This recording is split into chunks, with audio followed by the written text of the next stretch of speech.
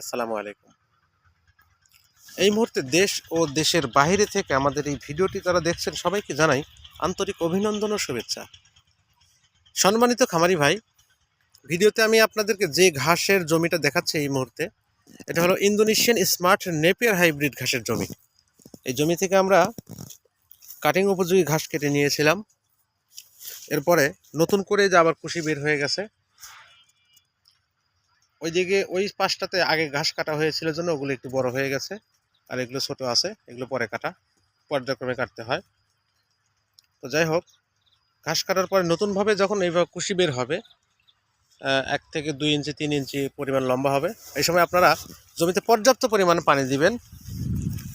পানি দেওয়ার পরে প্রতি শতাংশ হারে 1 কেজি ইউরিয়া সার, আধা কেজি ডিএপি ড্যাপ সার এবং প্রতি 10 শতাংশের জন্য 1 কেজি ম্যাগনেসিয়াম সালফার বা সালফেট নামক যে ভিটামিনটা আছে, এই সার 3টা একসঙ্গে মিক্স করে মিশিয়ে জমিতে ছিটিয়ে দিবেন, কিন্তু পানি দেওয়ার পূর্বে না, পানি দেওয়ার পরে আমরা দিয়েছি।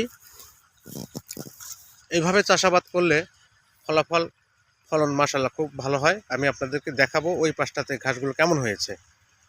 দেখতে থাকুন, ভিডিওটি স্কিপ করবেন না, সম্পূর্ণ দেখতে থাকুন। ভিউয়ার্স, এই যে দেখুন, এটা কিন্তু পুরো একটা ছোপ, দেখুন কেমন গোছা নিয়েছে। প্রচুর ফলন হয় এই ইন্দোনেশিয়ান স্মার্ট নেপিয়ার ঘাসের। শীত গ্রীষ্ম নেই, উভয় সময়ই মোটামুটি একই রকম ফলন পাওয়া যায় মাশাআল্লাহ। এই যে দেখুন, প্রথম পর্যায়ে ছোট বয়সে ঘাসগুলোর পাতা একটু চিকন দেখা যায়। পর্যায়ক্রমে ধীরে ধীরে যখন বড় হতে থাকে, এই ঘাসগুলো আরও পাতাগুলো অনেক চওড়া হয়ে যায় এবং এক ছোপে অনেক ঘাস হয়।